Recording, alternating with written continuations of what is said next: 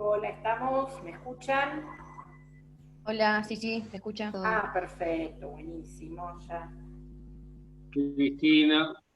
¿Qué tal, Fer? ¿Cómo te va? Estaba por hablarte porque dice Victoria Alonso Casal y digo, Vicky Ay, me Cruzán. olvido. Vos sabés que me olvido de cambiar qué sé yo, no sé cómo se hace, me Está olvido. bien, ¿no?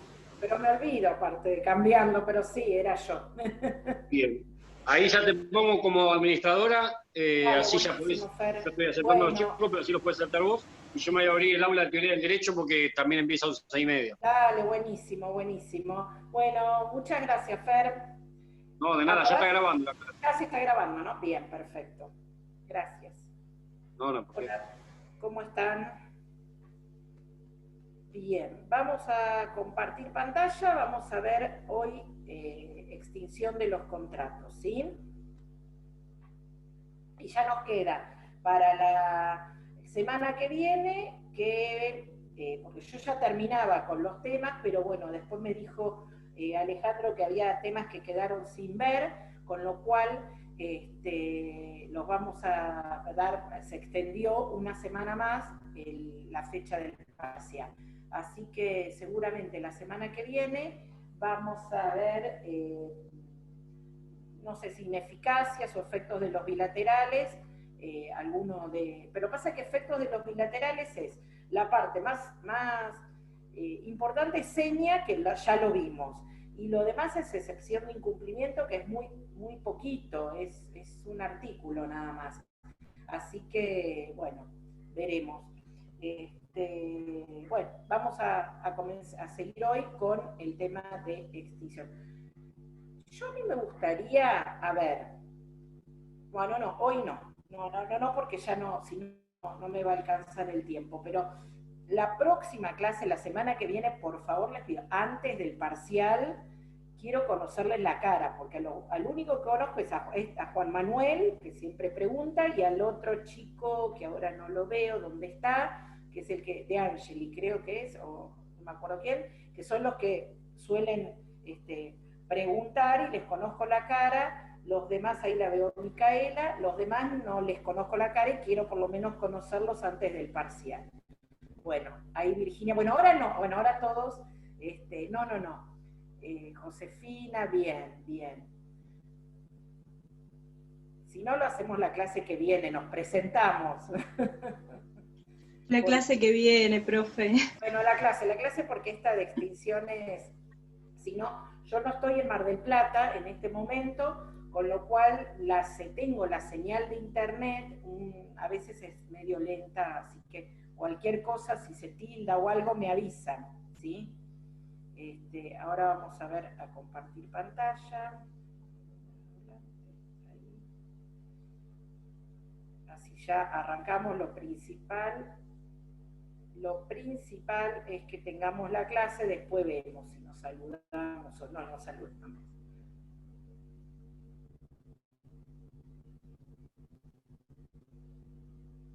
Bien, ahí está. A ver. ¿Qué hice? Voy admitiendo a los que vienen llegando.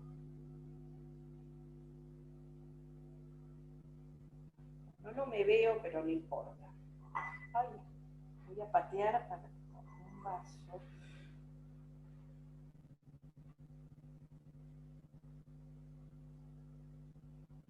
Bien, obviamente cuando vamos a hablar de extinción de los contratos, tiene que ver con cuándo finaliza un contrato, ¿sí?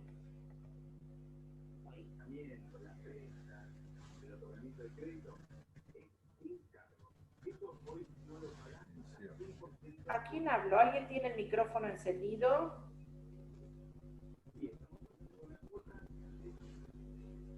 Chicos, fíjense que alguien tiene el micrófono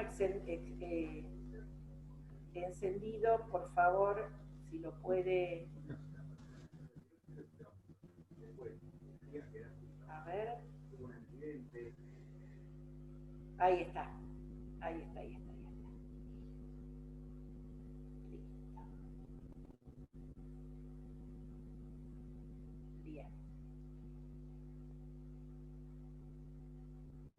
Bien, hablábamos entonces de extinción, es el fin de la vida de un contrato, ¿no?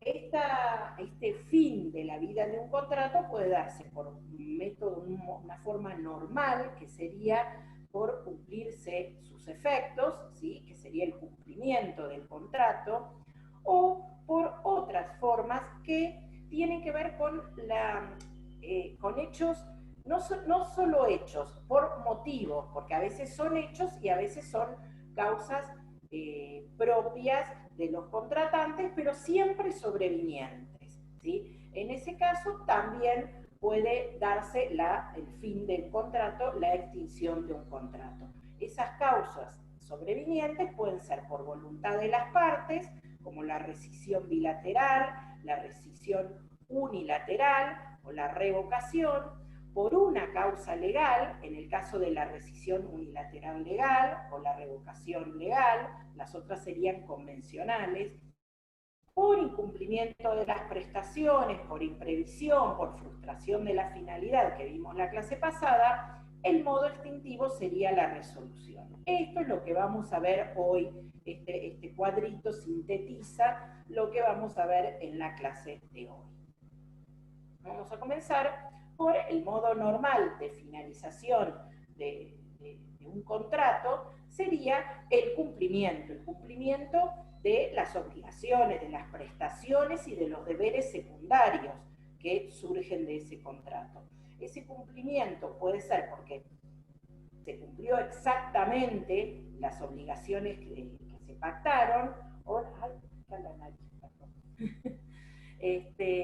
porque se cumplieron exactamente las obligaciones que se pactaron, o también puede darse que ese cumplimiento tiene que ver porque se aceptó el cumplimiento de otra prestación. Por ejemplo, en vez del pago, hubo una dación en pago, ¿sí? O cuando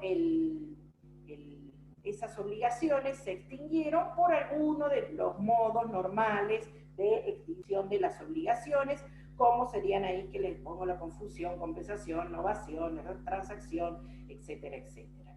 Entonces, ese será el modo normal de finalización de un contrato. Una vez que se cumplen las obligaciones, se cumplen los deberes secundarios, el contrato ya queda, podemos decir, ya no tiene más efectos, queda extinguido.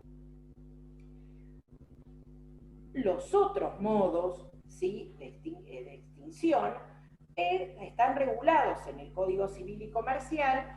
La extinción, la modificación y la adecuación están todos juntos en un mismo capítulo, en un mismo libro. Esto es importante porque en el Código Civil anterior solamente estaba regulada la extinción, pero encima tenía una muy mala redacción que generaba confusión entre los discusiones doctrinarias entre los distintos modos extintivos. Hoy lo que hace este nuevo código es, en el mismo capítulo, regula la extinción, la modificación y la adecuación, que lo vimos la clase pasada, ¿sí?, porque son todas consecuencias o tiene que ver con el mismo objeto, que es evitar la extinción, ¿sí?, que el contrato dure. Cuando no se puede evitar la extinción, ahí es donde el código va a regular todas las categorías de métodos extintivos, ¿sí?, específicamente en este sector del código, en esta parte del código. Entonces lo que hace es regular la rescisión bilateral, que es la rescisión por acuerdo de partes, ¿sí? Las partes se ponen de acuerdo en rescindir el contrato. También regula aquellos supuestos donde la voluntad de rescindirlo es de una sola de las partes, que tenemos la rescisión unilateral, la revocación y la resolución. Estas tantas R que tenemos, es importante, lo que nos interesa es que ustedes de esta parte general, cuando la estudien, les quede claro cada uno de estos diferentes supuestos. ¿Por qué? Porque si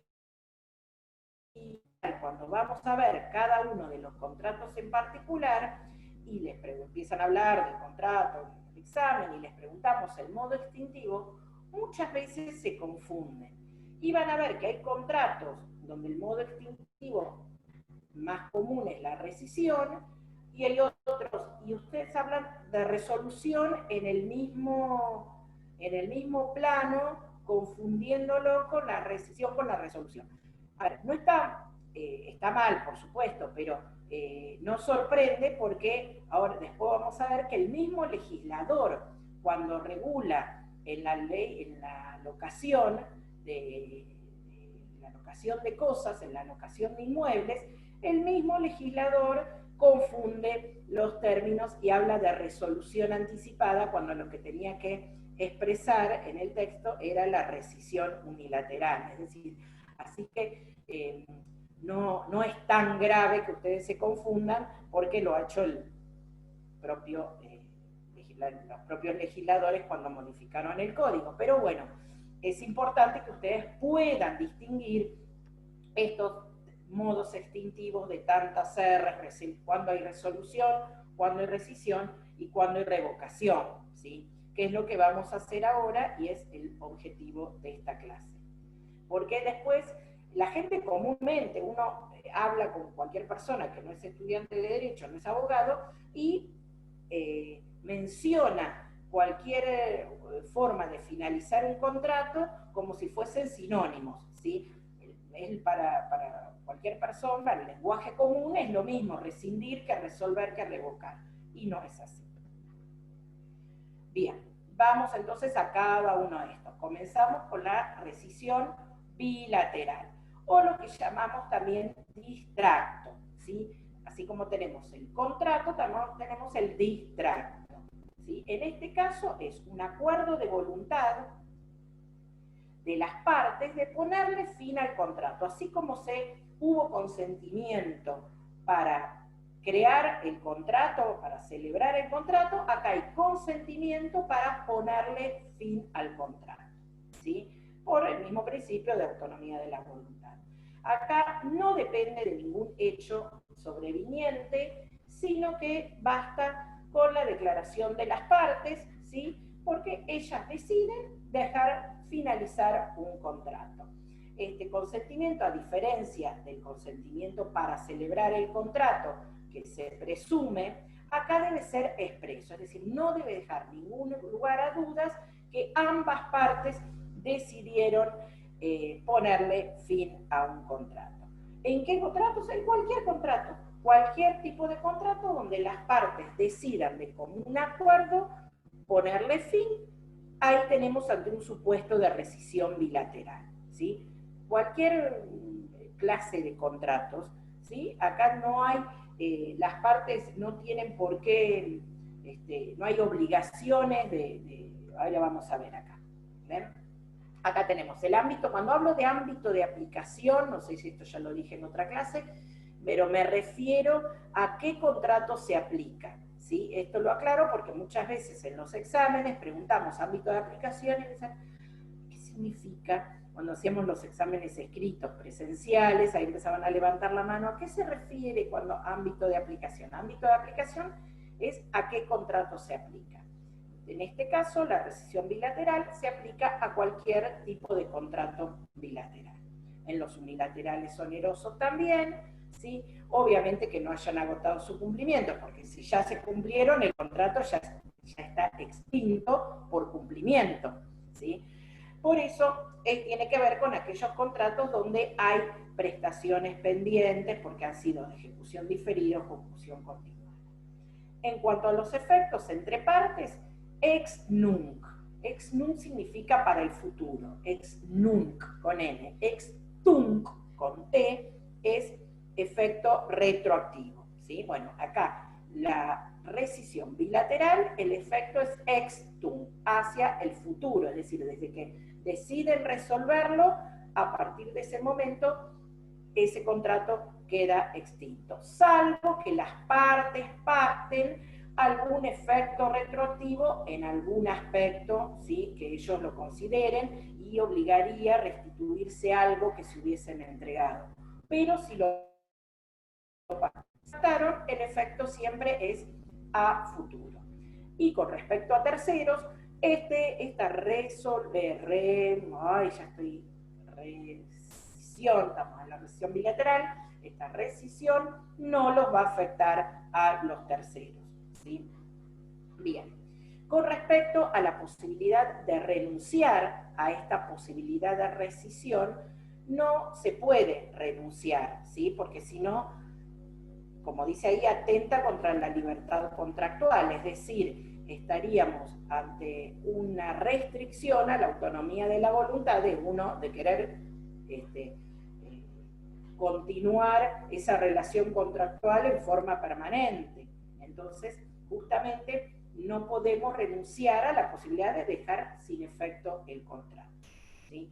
Esta es la rescisión bilateral. ¿Estamos? Ahora vamos a ver los supuestos donde una sola de las partes es el que decide ponerle fin al contrato. ¿Ven? Tenemos rescisión bilateral y acá, como veíamos en el primer cuadrito hoy, acá ya la decisión de ponerle fin al contrato es de una sola de las partes. El 1077, allá ahora expresamente, antes teníamos el artículo 1200 en el Código Civil, donde tenía una redacción tan confusa que hacía que se confundan los supuestos de rescisión de rescisión unilateral y revocación. Entonces generó muchas disputas.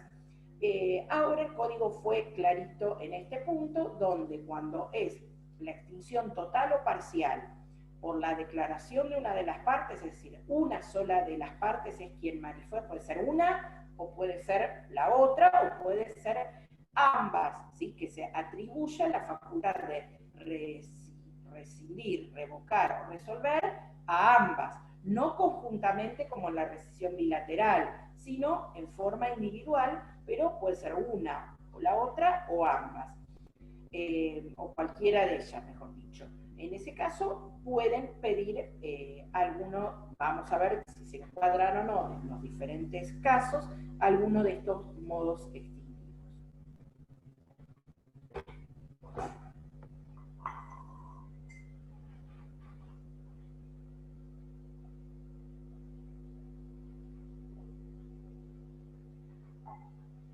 Bien, vamos con la rescisión unilateral. Entonces, es la facultad atribuida a una o ambas partes por la ley o por una previsión convencional de poner fin al contrato. Esto que hablábamos hoy es por una o ambas partes, es decir, cualquiera de ellas se le atribuye a una sola de las partes o que cualquiera de ellas puede individualmente pedir la rescisión. Hay supuestos legales y hay supuestos convencionales, que ahora después lo vamos a ver en la otra figura. En principio no es necesaria ninguna causal, pero en algunos casos sí se establecen diferentes modalidades. A veces o las partes o la ley ha establecido que la necesidad de que para poder pedir la rescisión se establezca un plazo, es decir, podría pedirse después de determinado plazo. En otros casos, que se requiere la necesidad de notificar previamente, ¿sí? Y en otros casos también se exige que por esa rescisión unilateral se pague algo en concepto de indemnización. Bueno, ahí dice, antes algunos las discutían, esto que les hablaba hoy por la mala redacción que tenía el 1200. Ámbito de aplicación, obviamente, contrato de larga duración, porque si no ya están agotados por el cumplimiento. Vamos a las dos clases. Tenemos rescisión unilateral legal, es decir, la ley establece en qué casos una de las partes puede pedir la rescisión, y después vamos a ver la rescisión unilateral convencional. La rescisión unilateral legal tenemos en la locación de cosas, en el 1200, ¿ven? Esto era el 1221, perdón, que les decía hoy que hay un error en la redacción, porque el 1221 está titulado como resolución anticipada, y no es resolución, es rescisión unilateral, ¿sí? En alguna posterior fe de rata seguramente lo modificarán, ¿sí? Porque está mal, justamente el texto de esa resolución es incorrecto. En este caso, en el 1221, establece la posibilidad de que el locatario pueda rescindir unilateralmente el contrato si pasaron 6 meses en esa locación, ¿sí? Debe notificar al locador, ¿sí? Y él se le va a cobrar una indemnización que tiene que ver con el valor de un mes de alquiler de acuerdo, o mes y medio de alquiler de acuerdo a si fue durante el primer año de la locación o durante el segundo. Yo no recuerdo, ahora estoy pensando en la nueva ley de alquileres. Yo encima acá no tengo código, no estoy, como le dije, no estoy en Mar Blanc y no traje nada, pero si en la nueva ley de alquileres algo mencionaba, parece, de acá con respecto a la rescisión unilateral. Bueno, lo dejo pendiente para la clase que viene, que así que me puedo fijar, porque acá me traje la notebook y que ya tenía cargado el PowerPoint, pero no tengo código, no traje ningún otro libro, así que no me puedo fijar ahora, pero ustedes igualmente, si quieren, obviamente, fíjense, chequéenlo con la nueva ley de alquileres, porque yo creo que algo se mencionaba,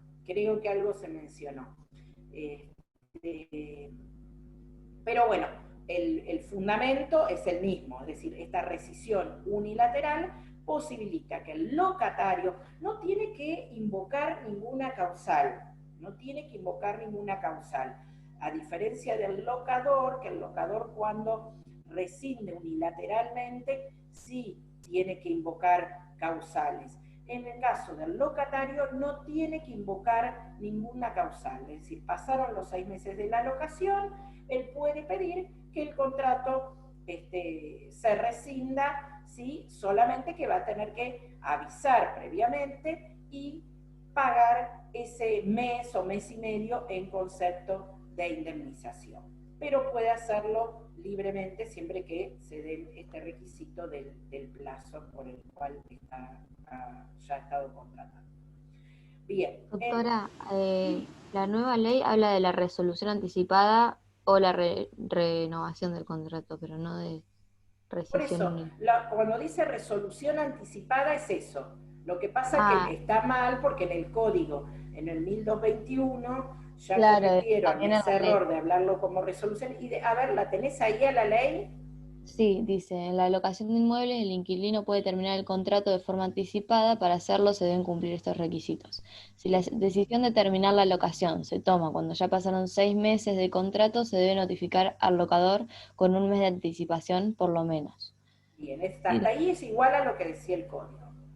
Si la decisión de terminar la locación se toma durante el primer año del contrato, se debe pagar como indemnización un mes y medio de alquiler al momento de desocupar el inmueble. Si la decisión de terminar la locación se toma luego de pasado un año de contrato, se debe pagar como indemnización un mes de alquiler. Lo mismo.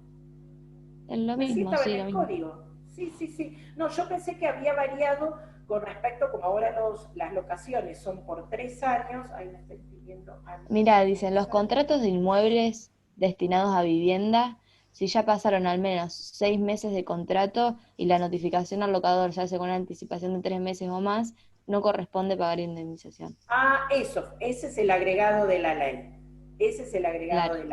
Eso no estaba en el código, ¿sí?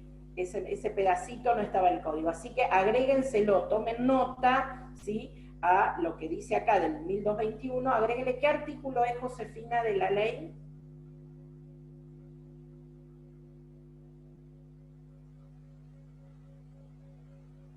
Josefina.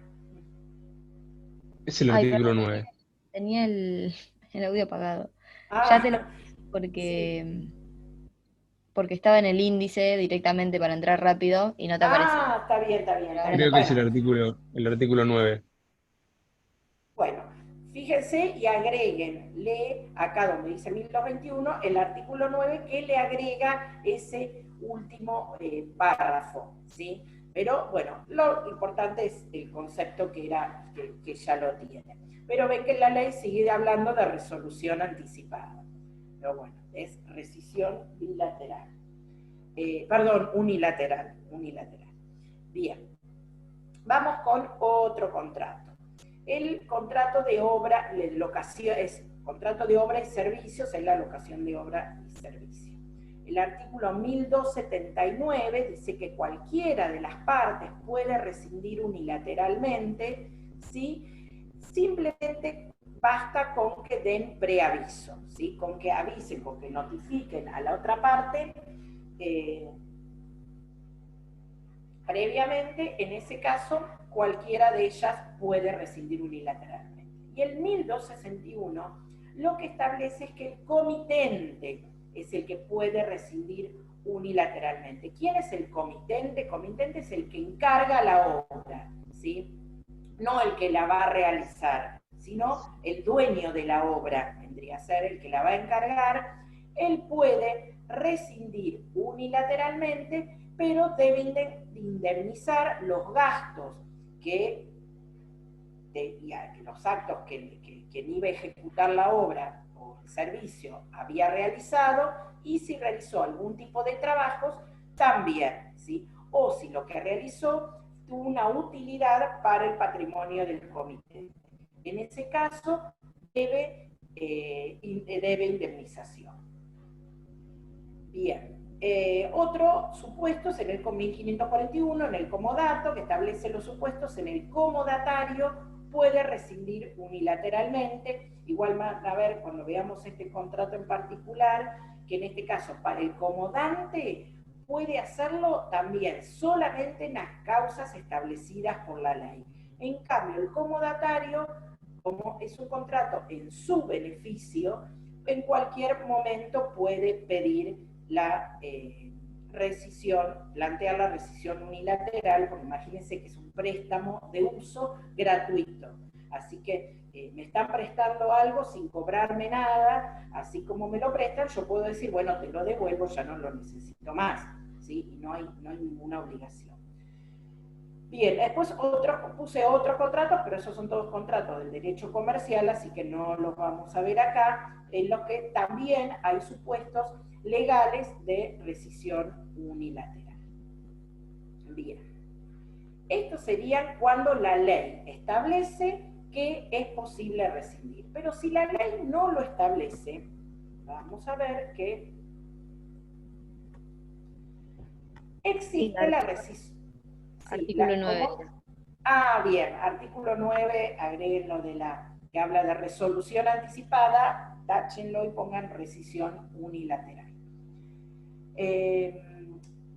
Rescisión unilateral convencional. En este caso es la voluntad de las partes que deciden ellas que una o ambas puedan rescindir voluntariamente el contrato, ¿sí? Acá pueden las partes establecer también requisitos como la necesidad de notificar previamente o al pagar algún tipo de indemnización.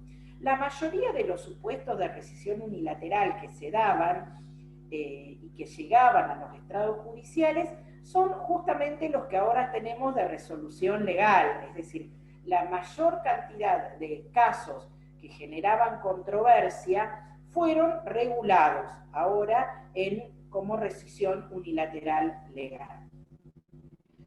Ámbitos de aplicación, contratos sin plazo o plazo indeterminado, ¿sí? Porque obviamente hay un contrato que no tiene un plazo, Un contrato, obviamente estamos hablando de contratos que tienen una cuestión de ejecución continuada en el tiempo, ¿sí? No van a estar permanentemente. En algún momento se tiene que posibilitar que las partes puedan rescindirlo unilateralmente.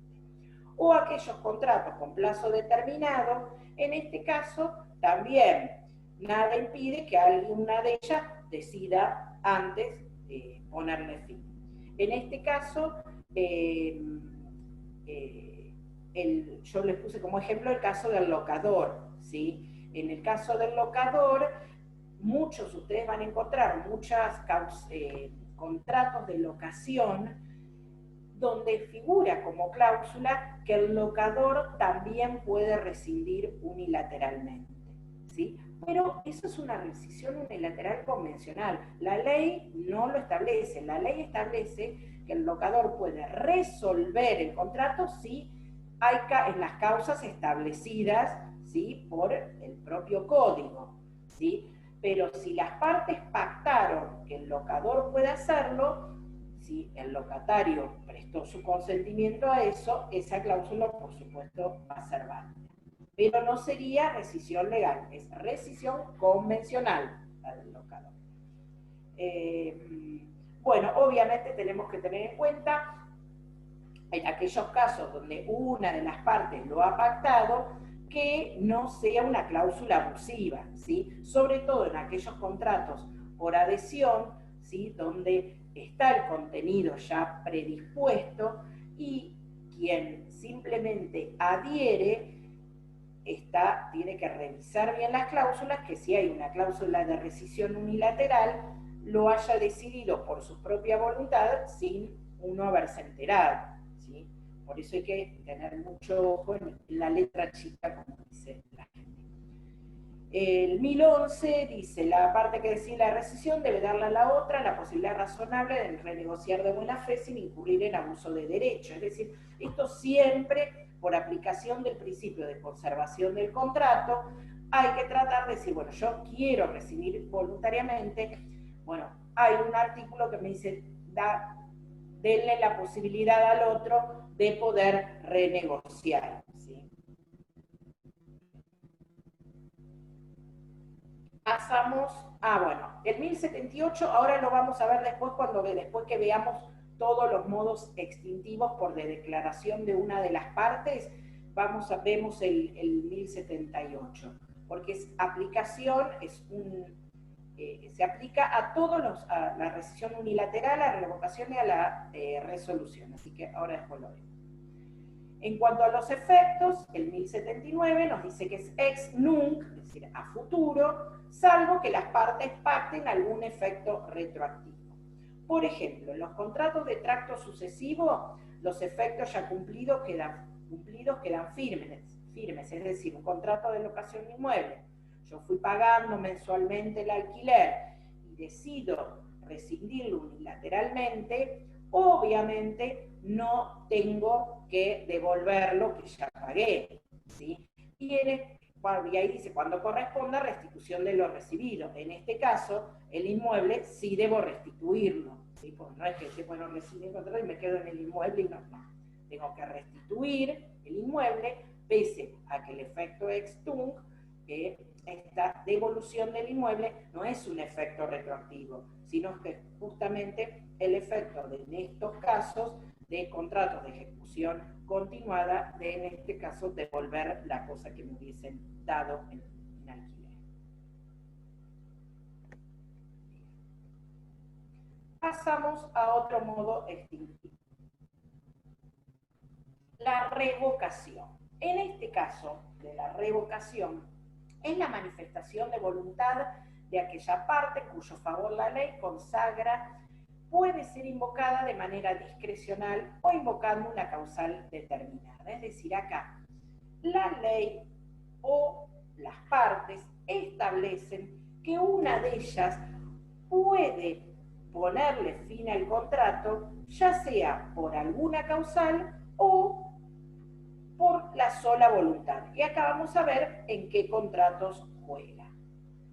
Bueno, esto que lo dice antes es justamente lo que hablábamos hoy al principio de la discusión, ¿sí? Por la mala redacción que tenía el 1202, decían que no había revocación, que sino que era rescisión unilateral, otros decían que no, que era una categoría autónoma. Bueno, hoy por hoy el Código Civil la consagra como una categoría autónoma, no deja lugar a dudas. Revocación por voluntad de las partes, es decir, la convencional, la tenemos en el 1697 en el caso de fideicomiso. No hace falta que entiendan lo que es el fideicomiso, ¿sí? El fideicomiso es un instituto que tiene aristas, tiene de diferentes ramas del derecho civil, ¿sí? Porque tiene cuestiones contractuales, tiene cuestiones de derechos reales, tiene cuestiones de derecho sucesorio. Entonces, no se preocupen, simplemente así, a grandes rasgos, para más o menos que entiendan, el fideicomiso, una de las partes, que es el fiduciante, entrega una suma de dinero a otra, que es el fideicomisario, para que este fideicomisario la administre y en determinado momento ese dinero sea en beneficio del fiduciario, de una tercera parte que sería el fiduciario. Así funciona más o menos el fideicomiso, pero bueno, tiene muchas aristas que no se compliquen ahora. Lo que nos interesa es que el 1697 posibilita que el fiduciante, que es quien entregó esa suma de dinero, pueda revocar ese contrato si lo hubiese obviamente pactado, ¿no? Tiene que estar en una de las cláusulas la posibilidad de permitir a ese fiduciante, ¿sí? Revocar este contrato. Ese sería el supuesto de revocación convencional, ¿sí? Revocación legal, cuando aquellos contratos donde la ley nos dice que la simple manifestación de una de las partes permite poder extinguir ese contrato. Y los supuestos los tenemos. En el mandato, el 1329, ¿sí? El mandato se extingue por revocación del mandante, ¿sí? El mandante, es decir, quien encarga a otro que realice un negocio, que es el mandatario, el mandante puede pedir la revocación de ese mandato. Es decir, cuando yo le encargo a otro que realice un determinado negocio jurídico, también es un contrato al mandato donde juega el espíritu del contrato, es la confianza. Yo se lo encargo que me lo haga otro porque le tengo confianza. Pero si ese otro yo le pierdo la confianza, puedo revocar ese mandato y decir, bueno, listo, no. A ver, póngase el ejemplo, una persona contrata un abogado. En cualquier momento puede decir, mire, yo no quiero que usted me represente más, quiero buscarme otro abogado, ¿sí? Eso sería un supuesto de revocación. No es necesario manifestar ningún tipo de una causal, ¿sí? No es porque usted no cumplió con tal cosa, puede hacerlo. El otro caso es la revocación de las donaciones. Y acá, ojo, ¿por qué? Porque el principio, como este modo extintivo de revocación no se aplica en muchos contratos, solamente en algunos, como estoy mencionando ahora, generalmente uno cuando estudia lo asocia, dice, bueno, revocación, sé que es en el mandato, sé que es en la donación. Y empiezan, cuando estamos después en la parte de donación, empezamos a hablar de cómo se extingue ese contrato, el primero que le salta es la revocación. Bueno, justamente la revocación de la donación es una excepción. ¿Por qué? Porque la regla es que la donación es irrevocable. Es decir, yo siempre, cuando vean conmigo donación, les voy a decir esta frase para que ustedes puedan acordarse y así no se olviden, ¿no? ¿Cómo es que digo? Moniquita, Moniquita, lo que se regala no se quita. Es decir, la donación, la regla general es la irrevocabilidad. Excepcionalmente, la ley prevé supuestos de revocación. Esos supuestos de revocación no pueden ser suscriptos por voluntad de las partes, crear otros, inventar otros. Tienen que ser aquellos que la ley establece, que son inejecución de los cargos, ingratitud y suprenacencia de hijos si se pactó.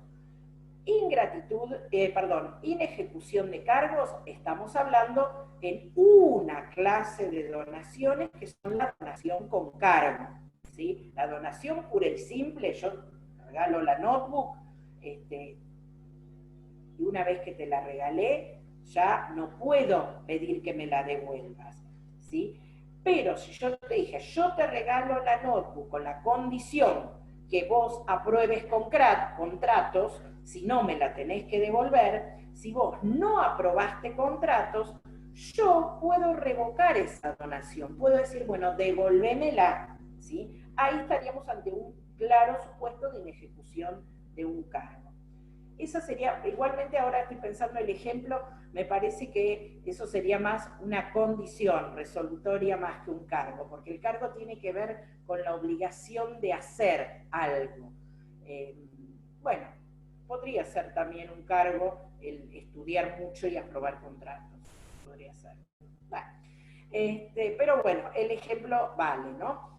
Entonces, inejecución de cargos, sí puedo pedir el cumplimiento del cargo o la inejecución, pero bueno, eso lo veremos en la parte especial.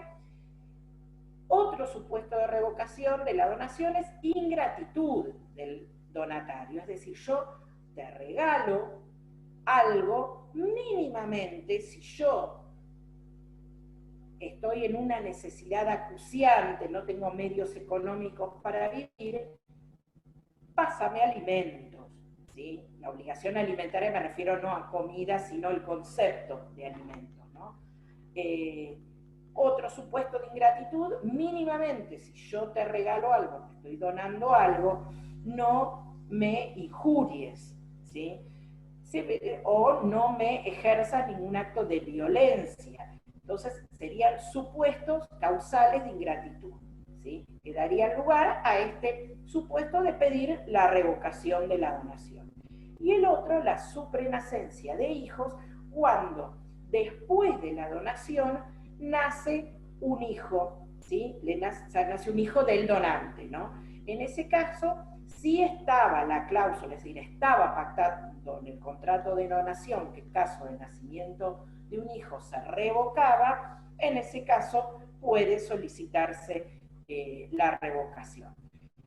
El fundamento de esto, bueno, ya no lo voy a explicar ahora porque tiene que ver con, si nace un hijo es un heredero forzoso que antes no existía, y ese heredero forzoso tiene derecho a una porción legítima, ¿sí? Pero no importa, no se lo voy a preguntar ahora, sí, después cuando veamos la parte especial y donación.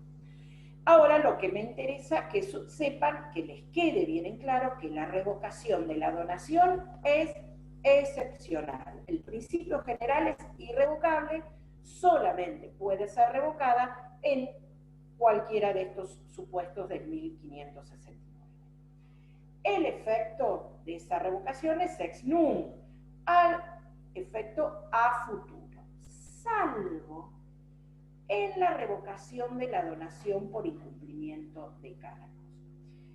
En ese caso, el efecto es retroactivo. Fíjense qué tan importante es ese efecto retroactivo que puedo llegar hasta terceros. Es decir, yo te doné la notebook para que vos apruebes la materia contratos, te pongo como un cargo, el estudiar y aprobar, vos no lo cumpliste y esa notebook se la transmitiste a un tercero, yo puedo ir a reivindicar la cosa desde la reivindicación es una acción real, yo puedo reivindicar esa cosa de hasta el tercero.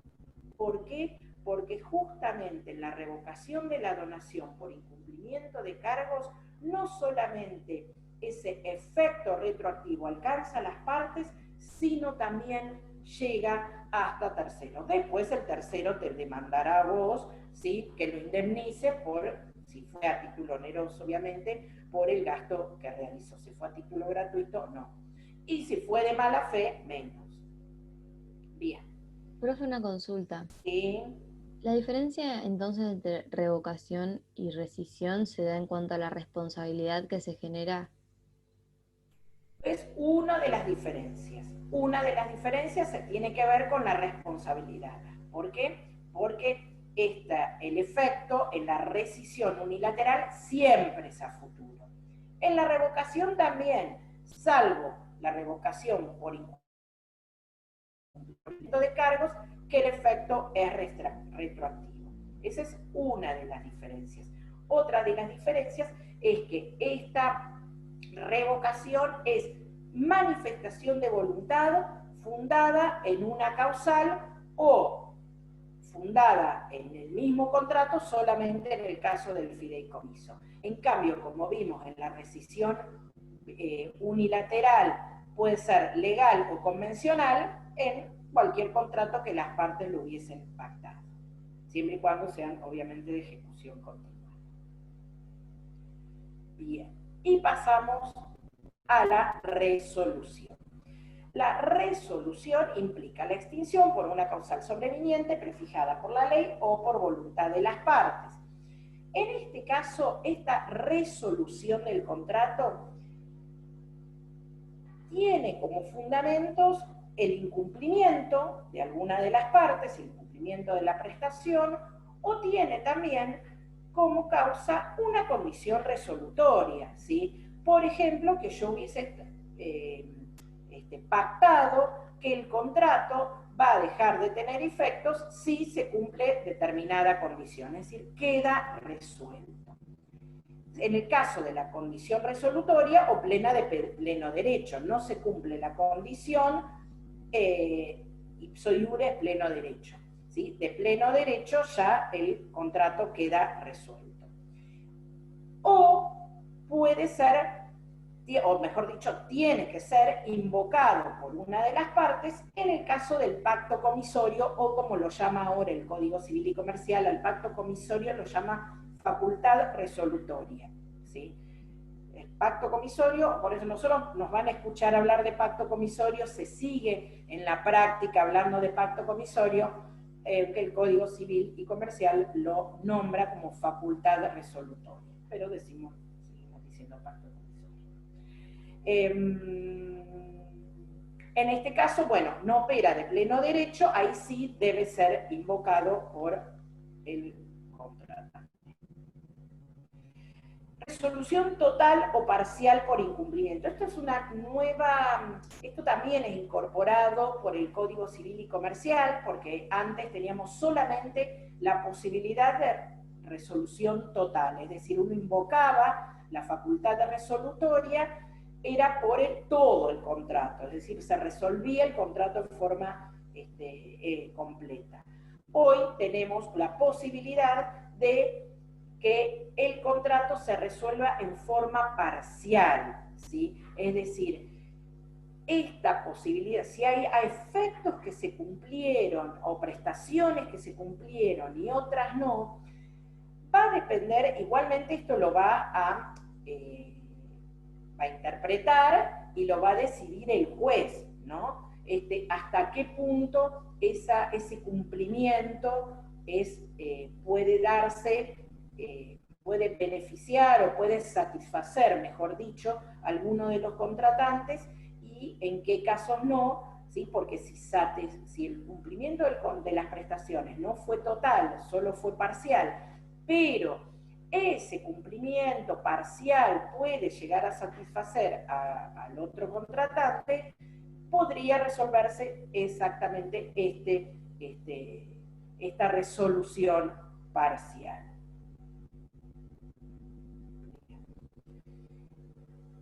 Antes, para que se configurara este incumplimiento, decía grave, relevante, significativo, esencial. Ahora el 1084 dice que debe ser esencial y establece las pautas de interpretación para el juez. Por eso les decía hoy, es el juez el que va a resolver si ese incumplimiento es esencial o no, ¿sí? Es el juez el que va a tener en cuenta, frente a cada situación particular, si realmente en qué medida puede subsistir el contrato, aunque sea en forma parcial o no. Con respecto a los efectos, el 1079, acá el efecto es ex tunc. En este modo extintivo, sí o sí, el efecto es retroactivo. ¿Qué significa que el efecto es retroactivo? Que deben restituirse lo que se hubiese recibido, percibido, como dice ahí. El 1080, 81, 82 habla de, no los puse ahí, no los transcribí porque era transcribir solo el artículo, van a ser tan largas, tantas filminas, pero en esos artículos nos va a marcar lo que es el alcance de esa restitución, ¿sí? Hasta dónde hay que restituir, qué pasa y qué pasa en caso de indemnización, si se reclama algún tipo de indemnización, que es lo más común que suceda una vez que se restituye lo percibido, y además una indemnización por el incumplimiento. Pero es muy importante que quede claro que en la resolución el efecto es retroactivo, ¿sí? Bien. Entonces tenemos rescisión unilateral, rescisión, revocación y resolución como los tres modos extintivos por declaración de una de las partes. Para estos tres modos extintivos, el 1078 nos dice cómo se ejerce ese derecho, ¿sí? El tema de la comunicación, el principio de carácter recepticio, ¿sí? Ese es el que rige el espíritu de todo el Código Civil, que es desde que se hace conocer la aceptación, o en este caso la comunicación, desde que se recibe. Esta comunicación produce la resolución de pleno derecho, salvo requerimiento previo. El inciso F, que... ¿por qué lo puse ahí? Bueno, no sé, porque me quedo ahí. Bueno, puede ser judicial, está el requerimiento, esta comunicación de querer resolverlo, puede ser judicial o extrajudicial. Puede ser a través de carta documento, sería extrajudicial, o directamente inició la demanda, ¿sí? Y cuando le notifican la demanda, ya ahí está la notificación. La resolución puede ser resistida si quien intenta extinguir no ha cumplido su prestación. En este caso, si yo planteo la resolución del contrato y el otro me contesta, yo no cumplí, y ahí vamos a ver, o van a ver ustedes la semana que viene, la excepción de incumplimiento, porque el que es demandado puede decir, claro, está bien, vos me demandás a mí por incumplimiento, pero vos no cumpliste. Y ahí vamos a ver que el mecanismo procesal que va a tener el demandado va a ser plantear una excepción, que es la excepción de incumplimiento, que la van a ver la semana que viene. Por decir, yo no cumplí porque vos no cumpliste. Bien. Articulación entre las acciones por cumplimiento y resolución y alcances del ius variandi debe completarse con 1085. Esto es lo que hablábamos hoy de la resolución parcial, ¿sí? Si se demanda la resolución total, el juez puede variar ese reclamo y resolver, por el ius variandi es eso, esa posibilidad del juez de poder modificar, si bien atentaría contra el principio procesal de congruencia, porque yo demandé una cosa, el juez, por aplicación de este otro principio del ius variandi, puede modificar y decir, bueno, no, vos pediste la resolución total, pero yo creo que acá se cumplió en forma parcial, ¿sí? Y esto que se cumplió es esencial para la vida del contrato, entonces puedo establecer que se resuelve en forma parcial algunos aspectos, o decidir no resolverlo y que continúe la relación. También. Bien.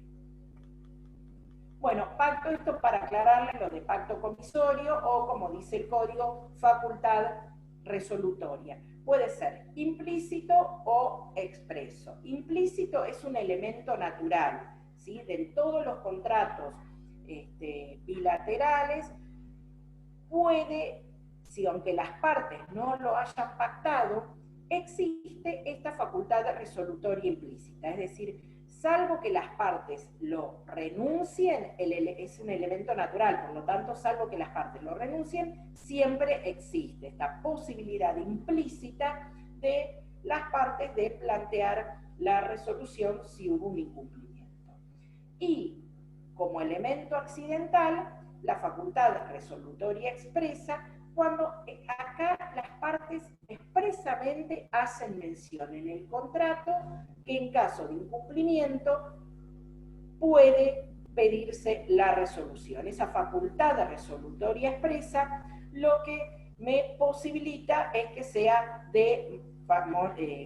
funciona como la mora automática, ¿sí? Es decir, la posibilidad de demandar el incumplimiento judicialmente, ¿sí? Ni siquiera necesidad de intimar, ¿sí? por un plazo. Acá directamente me posibilita el poder demandar ese incumplimiento. En cambio, la implícita, antes era un plazo de 15 días que existía, que debo intimar para ver si cumple.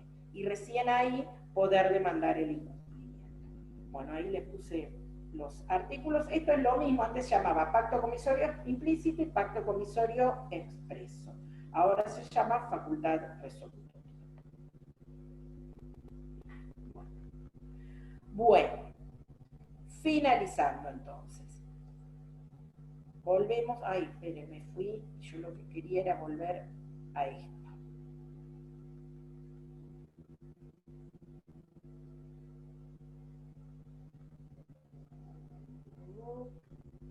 Acá. Entonces, volviendo al principio, donde cuando hablamos de extinción tenemos por cumplimiento, sería el modo normal, y por un motivo sobreviniente, serían los supuestos de por voluntad de ambas partes, rescisión bilateral, por voluntad de una de las partes, rescisión unilateral, revocación y resolución. ¿Sí? Esto creo que es, ustedes obviamente lean, vayan a los manuales. Esto, la idea de esta clase es organizar el tema. Lo que nos pasaba con el tema de extinción, ahora está un poquito mejor, pero antes era muy confuso. Por esta mala redacción del código, los autores también, cuando hablaban de extinción de los contratos, se complicaban muchísimo y habíamos, para una cuestión didáctica, ¿no? Hacíamos unos cuadros hablando de los modos extintivos porque eran muy complejos, parecía el 1200 que hablaba de lo mismo, cuando hablaba de rescisión unilateral parecía que era lo mismo que la revocación y no es diferente. Por eso a mí lo que interesa de esta clase es que les quede bien en claro los diferentes supuestos y que ustedes ya saben ahora cuando alguien diga, ay, yo quiero rescindir el contrato, bueno, a ver qué, rescindir o resolver o revocar, ¿sí? Depende del tipo de contrato y depende cuál es la voluntad que tiene. Así que, bueno, finalizamos. ¿Qué hora estamos? Bien, 12:30. Ahora me muestran las caras.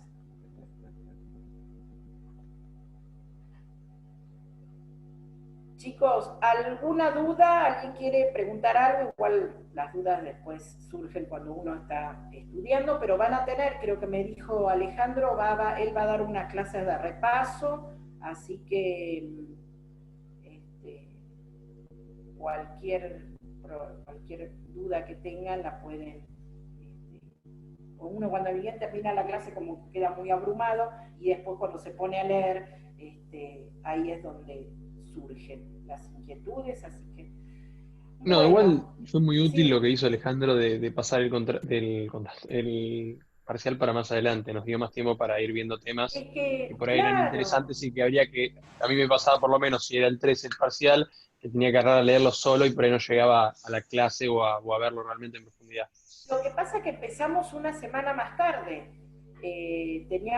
Vieron que la semana que teníamos que comenzar, no sé qué problema hubo, no sé si con el campus o no sé, que fue que Alejandro lo decidió posponer, y esa semana que no faltó era clave porque generalmente, después en la parte especial llegamos bien, porque ahí nos repartimos los contratos, a veces les hacemos a ustedes dar algún contrato, ya les voy adelantando para los que pasen a la segunda parte, que hay contratos base, compraventa, locación, cesión de derechos, que solo obviamente damos nosotros, pero después hay otros contratos que a veces se los ofrecemos, si alguno lo quiere preparar, lo quiere, para no aburrir tanto siempre nosotros ser los únicos que hablemos,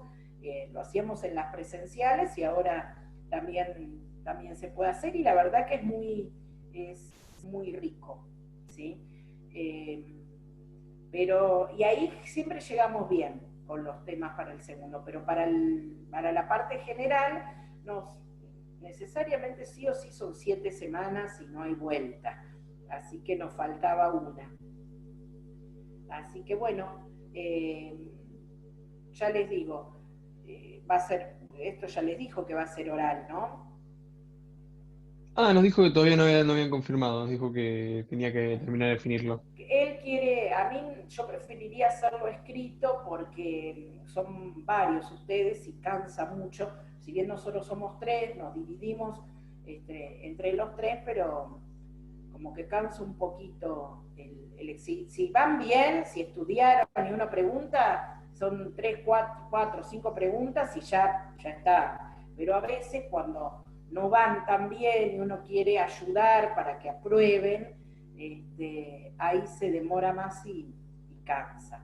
Pero entonces estudiamos bastante para que sean cortitos los exámenes. sí, por eso, estudien mucho, estudien bien, sepan. El tema importante, como yo les dije en la primera clase, definan, ¿sí? Estudien del libro para manejar el lenguaje jurídico, poder expresarse bien, poder producir, es decir, relacionar los conceptos, ni siquiera, no solo los conceptos de esta materia, ¿sí? Todo el derecho civil, en realidad todo el derecho es un único conjunto. Nosotros mucho vamos a manejen los conceptos básicos de parte general. Si yo voy a preguntar forma de los contratos, de cajón, que si no me salen, no me pueden, pues voy a la pregunta precisa, forma de los contratos. Bien, no me saben contestar forma de los contratos, me tengo que ir y decir, bueno, ¿qué es forma? Entonces ahí tengo que irme a parte general y bueno, cuando yo estoy, ¿por qué voy a hablar de forma de los contratos? No me sale, no sé qué decir, mínimamente saber qué es la forma de un acto jurídico, ¿sí? Y de ahí, si saben qué es la forma de un acto jurídico, ahí enganchan para la forma de los contratos. Pero estos conceptos de nulidad, de parte general, nulidad absoluta, relativa, acto nulo, acto anulable, vuelvan a repasarlo para poder entender las ineficacias que ustedes, bueno, las ven la semana que viene. Bueno, la nulidad es acarreada por la forma, ¿no? También, profe, ¿puede ser? Por Absolutamente. Claro, bueno, eso tiene que ver con forma. Pero para la clase que viene ya les doy un encargue. Para la clase que viene, repasen nulidad de los actos jurídicos. Agarren un libro de parte general y lean nulidad de los actos jurídicos, ¿sí? Para poder diferenciar, porque generalmente empezamos a hablar de nulidad de los contratos y ¿saben por qué nulidad absoluta relativa? Nadie se acuerda. Es como que parte general la aprobé, quedó ahí. No, hay más parte general que es la base de todo el derecho civil. Es decir, todo el tiempo vamos más, ustedes lo ven, todo el tiempo tienen que saber qué es sujeto de derecho, todo el tiempo que tienen que saber acto jurídico, así que tiene que estar, los conocimientos de parte general se supone que están adquiridos. Entonces, esto se los aclaro porque muchas veces hemos desaprobado gente en contratos porque no saben conceptos básicos de parte general. Por ejemplo, acto jurídico, por ejemplo, concepto de forma, por ejemplo, ¿qué les iba a decir ahora? Que yo lo expliqué en clase. Buena fe, ¿sí? Buena fe, el concepto buena fe se estudia en parte general, ¿sí? Yo ahora les di, cuando hablamos de interpretación, les volví a explicar buena fe, ¿sí? Pero si no me lo acuerdo de la clase de contratos, por lo menos se supone que está adquirido el conocimiento de Civil 1 de parte general, que era la buena fe, ¿sí? Si ya no saben esos, es como el ABC del derecho civil, si esos conceptos básicos no lo saben, ahí queda el examen, ¿sí? Por eso prefiero ir diciéndoselos ahora para que ustedes puedan aceitarse con eso, es decir, no estudiar de memoria de código el artículo, ¿sí? Alejandro Vega tiene una memoria prodigiosa, se acuerda los números y a veces se acuerda también el texto de los artículos. Yo a veces lo que dice el artículo me lo acuerdo, los números imposible, yo no les voy a decir qué dice el artículo tal número, porque no lo sé. Algunos sabía del Código Civil viejo, del nuevo nada, no hay forma que pueda fijar los números de artículos, pero sí más o menos dónde se ubica. Yo no les voy a exigir número de artículo, pero sí de qué dice, a qué se refiere, o por lo menos sistemáticamente en qué parte del código está ubicado cada instituto que estamos estudiando, ¿no? Pero bueno, no sé qué otra cosa, recomendación para el estudio, no contesten con ejemplos, ¿sí? Es cuando una persona le entrega a otra una cosa a cambio de que la otra, no. Por eso hablo de estudiar por libros, manuales, y no por el código, ¿sí? Porque si no, me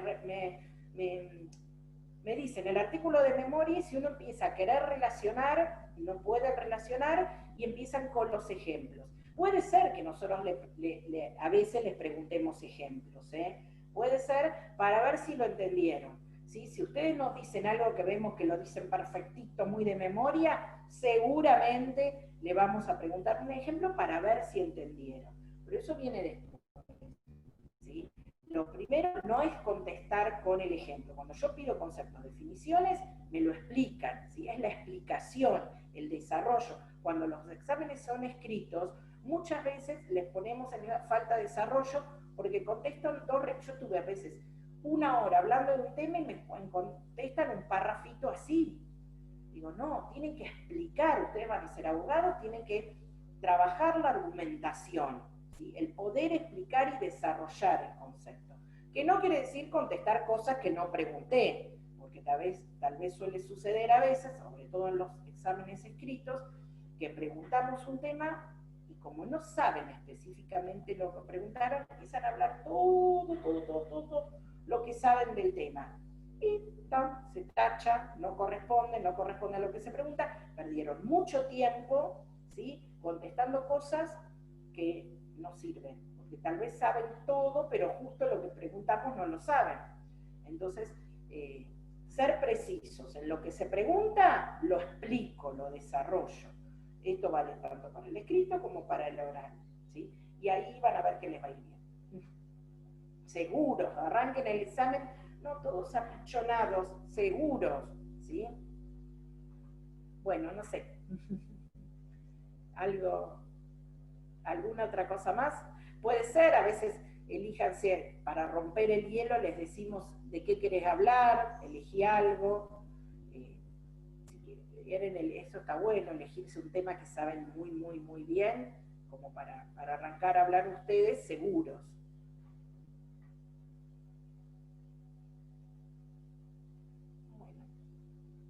Bueno, profe, gracias por la motivación.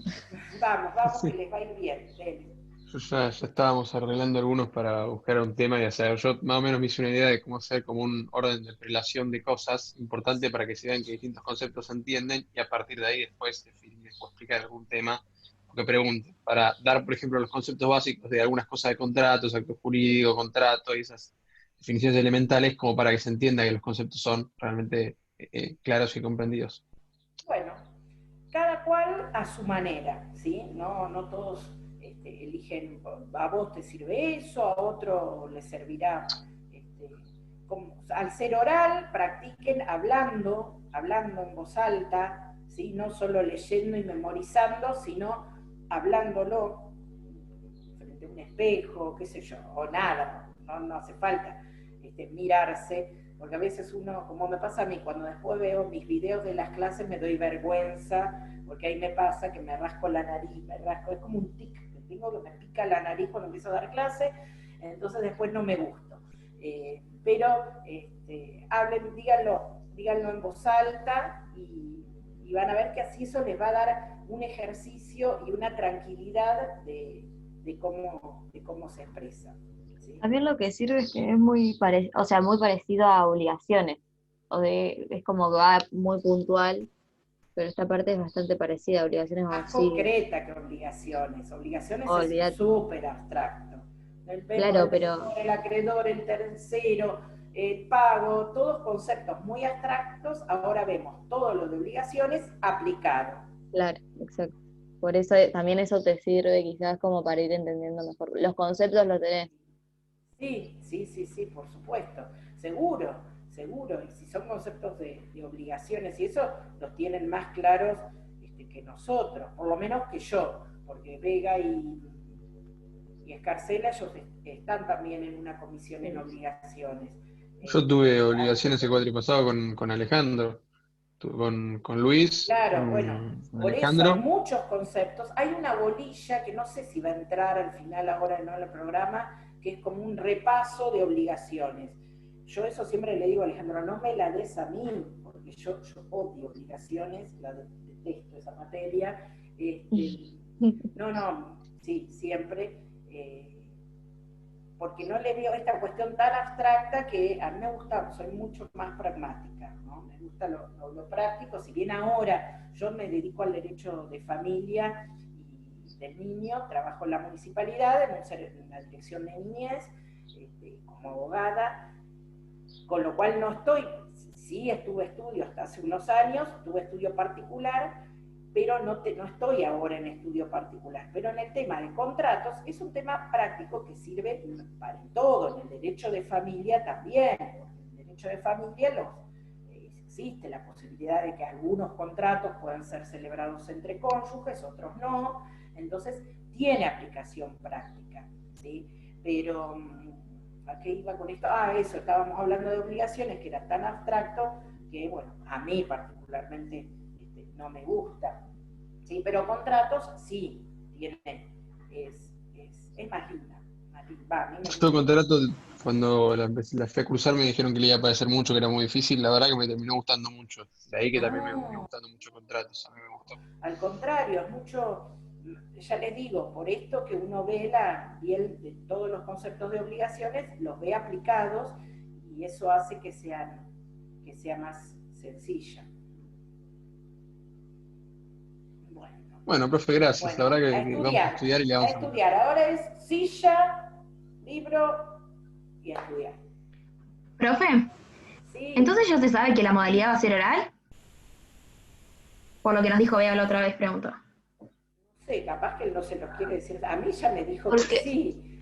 Pero, no, porque qué sé yo, pero él a veces nos ha pasado. Ayer nos dijo que no, pero que quería que sí. Y ahora usted nos dice que sí. Yo ya doy por sentado que sí. No. él nos dijo que no. Ayer nos dijo él sufriendo que no y ahora nos dice que sí. No, lo que les diga él es el profesor adjunto, él está a cargo de esta comisión, decide en definitiva él, pero ya les digo, él suele decidir el día anterior, no es que a veces ha dicho, no, bueno, les tomamos escrito, o tal vez ese día le surgió, porque nos ha pasado también, de decir, bueno, va a ser oral, y ese día alguien le fijó un juzgado, nos fijaron una audiencia, qué sé yo tengo las audiencias de familia, a veces te las fijan, son interminables, te las fijan a las 9 de la mañana, vos decís, bueno, para el mediodía termine, no, familia, tenés se suelen extender, y a veces le digo, mira, Alejandro, no llego, empezá vos, y después le dice, no, entonces tomamos escrito, y él sobre la marcha les cambia los tantos. Les adelanto, ¿sí? Les adelanto para que después no los sorprenda esto. Pero lo que si él les dijo que era escrito... Claro, yo por lo menos porque le consulté por un tema de horario laboral, más que nada por eso. Y dijo como que éramos muchos y como que se complicaba un poco que sea en este momento horario. Igualmente, si Ayer es dijo escrito, eso, pero no sé. No, lo más probable es que si es escrito sea multiple choice, así por el campus, que bueno, a mí particularmente no. Múltiple choice en derecho, yo la verdad, después de una mala experiencia, definitivamente considero que no es un medio óptimo No, mira, tampoco no se puede evaluar. evaluar. No se puede, no, a mí no me queda la vez la persona hizo un examen, se sacó 9, y a mí no me queda claro que haya entendido y los conceptos. Yo en materias que me ha pasado escrito, por el multiple choice. de otra forma, escrito no se me ocurre, no sé cómo, así en forma. No, a veces ponen, por ejemplo, en procesal civil lo que hacen es verdadero y falso con justificación. Te ponen una respuesta, te dicen, te ponen una primicia, si es verdadero o falsa, y después te la hacen justificar agregando bueno, algo. sí. Eso también. Bueno. Porque el multiple choice lo que te limita es a, por ejemplo, a mí me pasó mucho, por ejemplo, no tanto en civil, pero por ejemplo en penal, el año pasado fue multiple choice, el cuatrimestre pasado fue multiple choice, la verdad que no es cuadrado el derecho, entonces era muy complicado y perdías mucho tiempo estando pensando a ver si te interpretó esto, si quiso decir esto, si quiso decir aquello, para cuando te sabías toda la teoría, todo, eso solamente. O está el que acierta por azar, y Está el que te aprieta con otro al lado, otro amigo que ya probó y lo está ayudando y se está recopiando. No, a mí no me gusta, pero pasa que está tan complicado ahora todo, pero no sé, bueno, ustedes estudien. Es más fácil estudiar como para oral y después que sea escrito que estudiar para escrito y que después sea oral. Así que mi sugerencia es estudienlo como para oral, que después es más fácil hacer el escrito. Bien, perfecto. Bueno, gracias, profe. Muchísimas gracias. Bueno, gracias, profe. Hasta la semana que viene. Que tenga buen fin de semana. Gracias. Descansen, chicos. Chao, chao. Gracias. Adiós. Chao, chao.